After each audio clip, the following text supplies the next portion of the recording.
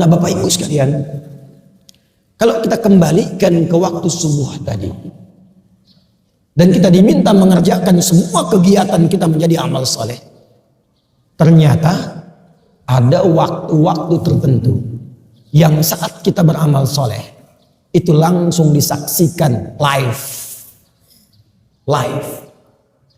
Semua amal kita live, Allah menyaksikan. Tapi yang ini itu langsung turun perintah Allah. Bahkan malaikat yang bertugas di waktu khusus malam, yang bertugas di waktu khusus siang, itu demi adanya waktu ini yang diistimewakan oleh Allah, itu semua langsung kumpul di waktu itu. Kapankah waktu itu? Nabi menyebutkan ada 2 waktunya. Ada berapa waktunya? 2. Sebentar. Kita belajar waktu dulu dalam Quran ya.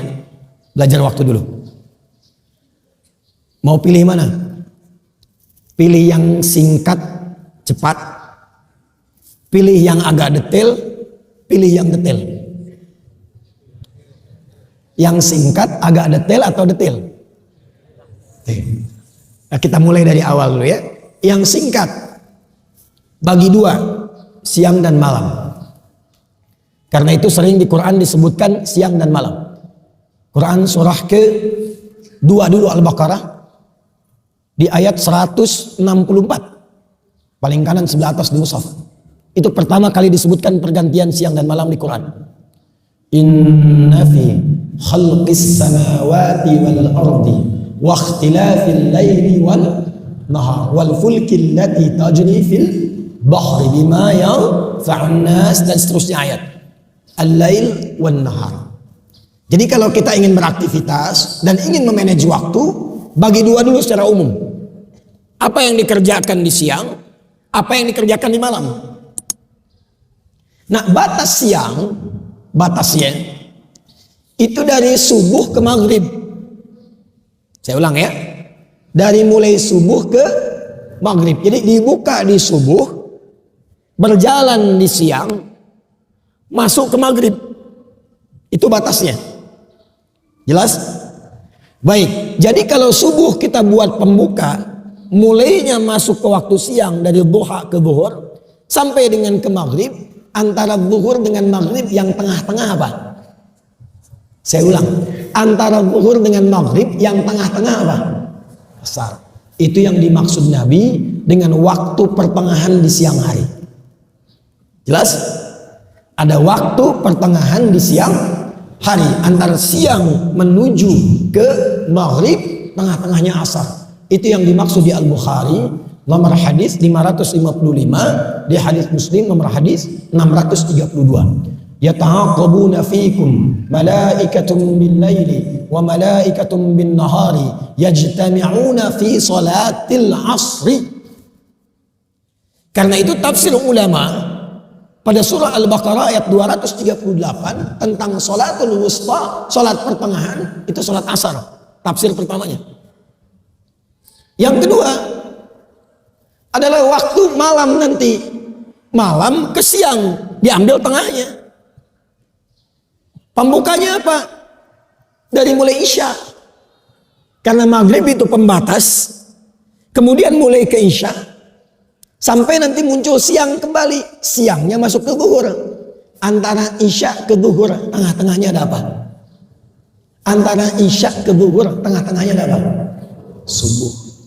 Maka tafsir yang kedua, ada waktu pertengahan langsung disebutkan oleh Nabi, begitu pentingnya sampai malaikat malam berkumpul, malaikat siang berkumpul di waktu pertengahan ini. Wa fi salatis subhi, di waktu subuh. Hanya yang menarik begini, ada beda antara asar dengan subuh keistimewaannya. Ada yang sama-sama dimiliki, jadi sama-sama antara subuh dengan asar. Ada yang hanya dimiliki subuh saja, asar tidak. Apa yang sama-sama dimiliki? Teruskan hadisnya. Perhatikan hadisnya. Yajtami'una fi salatil asri wa salatil fajri. Maka para malaikat itu berkumpul menyertai orang-orang yang salat di waktu asar. kemudian berkumpul pula menyertai hamba-hamba yang ada di waktu fajar subuh. Atau kama qala Rasulullah sallallahu alaihi wasallam, summa yas'aluna ila as-sama'. Kemudian mereka langsung kembali naik ke langit. Lalu diuji oleh Allah untuk dikonfirmasi bahwa malaikat itu menunaikan tugasnya dengan benar. Kaifa taraktum ibadi? Kata Allah, bagaimana keadaan hambaku ketika kalian tinggalkan tadi? Allah sudah tahu. Karena Allah Maha tahu.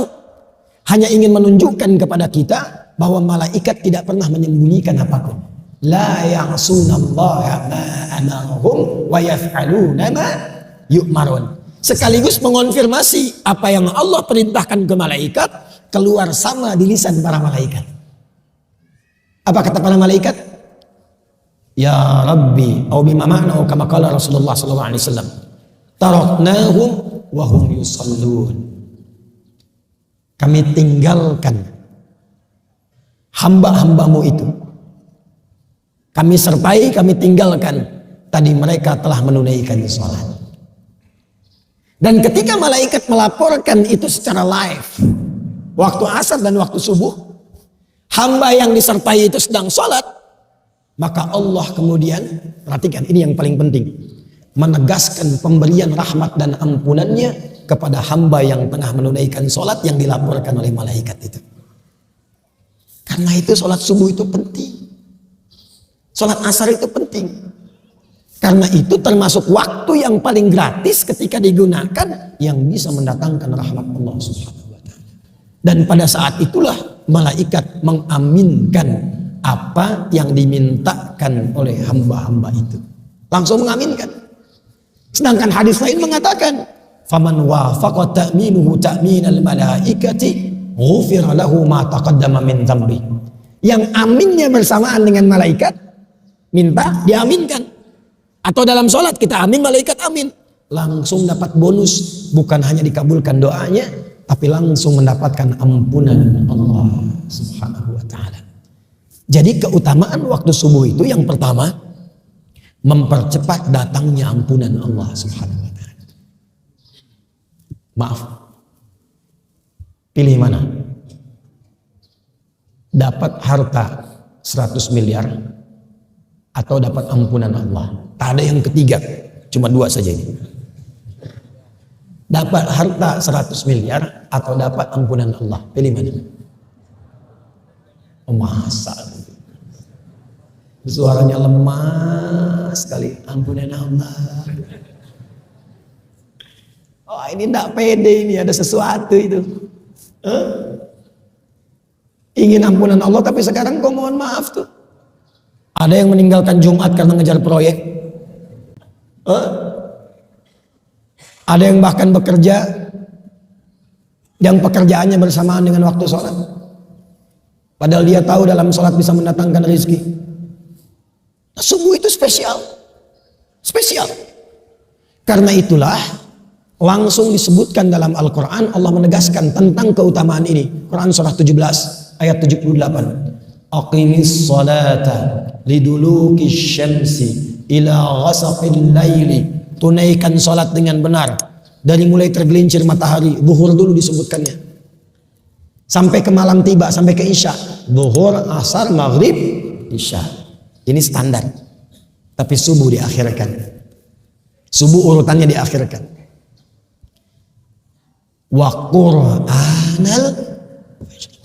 Inna qur'anal fajri kana mashhuda. Perhatikan. Yang 4 disebutkan sholat. Tapi yang subuh, redaksinya oleh Al-Quran ditegaskan dengan nama Quran. Quran, bukan hanya sholatnya. Ternyata yang penting di waktu subuh, itu bukan hanya sholatnya, tapi semua bacaan yang disampaikan di waktu subuh, langsung dipersaksikan. Kalau doa dikabulkan, kalau istighfar diampuni, kalau minta rahmat diberikan. Itu subuh. Karena itulah ada orang-orang yang berburu waktu subuh karena tahu waktunya. Oh, ini jam 4.45 di Sumatera Barat. Maka dia bangun karena tahu waktu, dia siapkan jam 3 bangun. Ada yang setengah 4. Jadi 4.45 adzan, jam 3 sudah bangun. Karena tahu ada waktu yang istimewa. Bahkan dia kejar menjelang subuh. Ada waktu menjelang subuh, itu disebut sahar namanya. Misal, subuh 4.45, 15 menit sebelum subuh, itu disebut dengan saharun, sin, ha, ra. Jamaknya disebut dengan ashar. Ini, di sini saya mau berikan rahasia. Tapi ini di antara kita saja. Jangan bilang-bilang ya. Di sini aja. Ya. Bu.